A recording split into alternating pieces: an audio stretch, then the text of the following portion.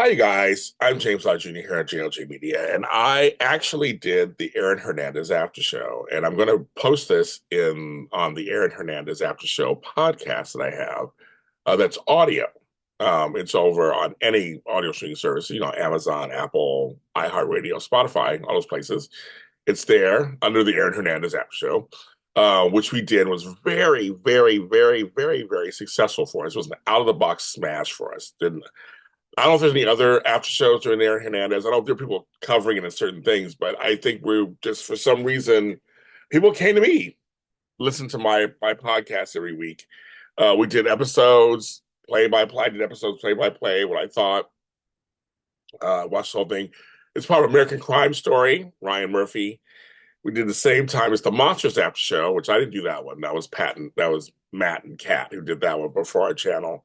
Now it's popular too, but it's two Ryan Murphy shows at the same time.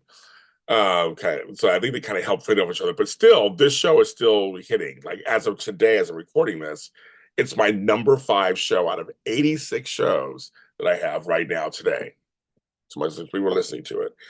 Um, I also kind of want to give a chance to the folks who are watching this on YouTube, JLJ Media, and the folks who are listening to this, listening to this. So I have shows that are both audio and video. Then I have shows that are just audio or just video. I have a few of those. So in the audio space, all you guys who like my videos, when you think, is there anything else out there? I do. I have over 86 shows that are all on audio. And I would say about maybe 20 of them are just audio only. So you can check those out. They're just audio only. This is one of them. And why did I do that? How to make the choice? It all depends. But I know with this one, I was watching the show kind of whenever I wanted to. When I watched it every week, but I didn't watch it always the same night. So for me, it was just easier to record my thoughts as I was watching it. A lot of times I was watching it and recording my thoughts at the same time. And I don't do that for all my shows. So I try to switch things up, different shows and do different things. And this one was just more fun because I was sitting on the couch and I was just like, okay, just turn it on. And it's like comment as it happens. And that's what I was doing. And it's easier to do that than sitting here on the computer. I want to be relaxed. So it ended up being audio. And when I saw the numbers come in, I was just like, well, thank you. I guess it worked. So I do have some audio shows. So Aaron Hernandez is just behind me in this thing here. That's what I'm talking about. So I wanted to do when I was just going to record this for the audio, but I thought, let me give a chance to do a little cross promotion on the video channel. And also, if you're listening to this, check out my video show channel. I have about 6, 7 shows that are only video. They're all in playlist form, so easy to find. So these are 8 reasons why I think the Aaron Hernandez story has captured the world and why it is successful. First of all, the TV show was great. Juan Rivera did a great job as the lead. There were some great performances out of that, and you get immersed. You get immersed in it when you watch this whole thing. You get immersed in it. One of the reasons why I think I had to write these down so I can remember too. One of the reasons why I think that the Hernandez story resonates. It was a high profile NFL person. I was a Patriots fan at the time. I knew who he was. He was good. He's with one of the most popular leagues in the country. Probably team was well, probably and one of the most popular teams in the league.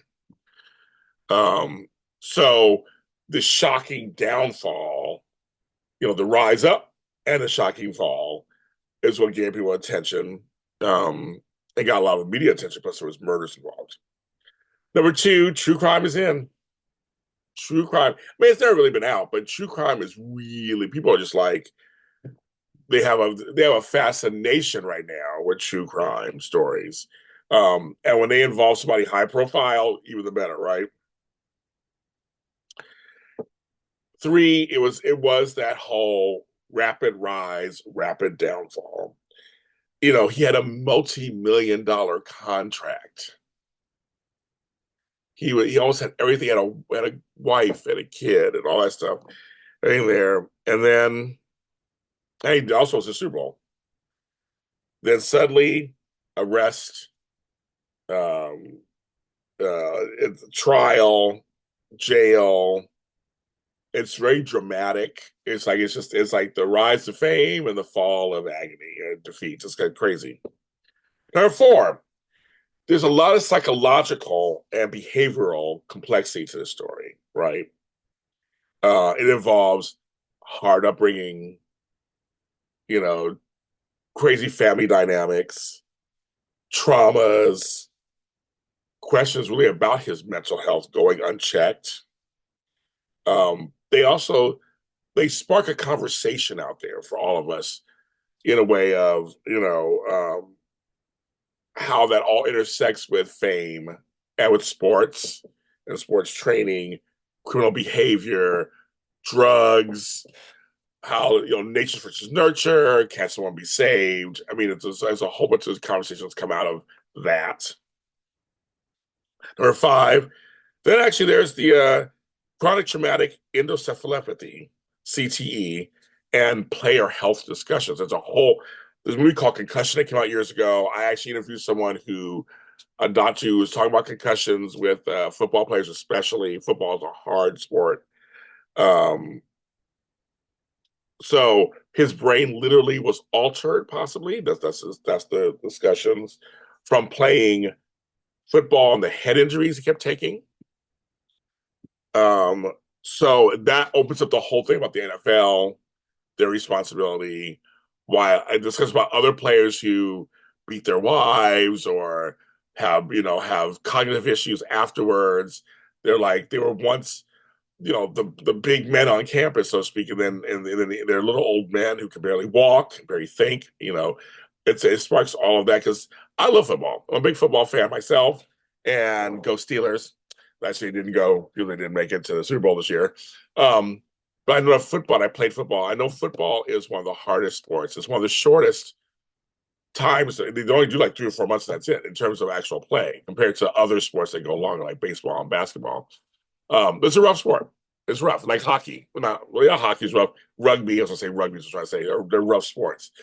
Head injuries are just tip of the iceberg. So that kind of played into his whole thing.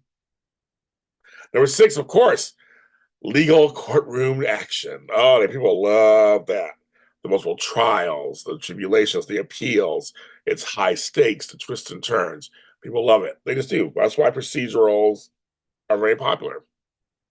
Number seven, of course, he makes for good media coverage. He makes for good documentaries that are coming out, of course.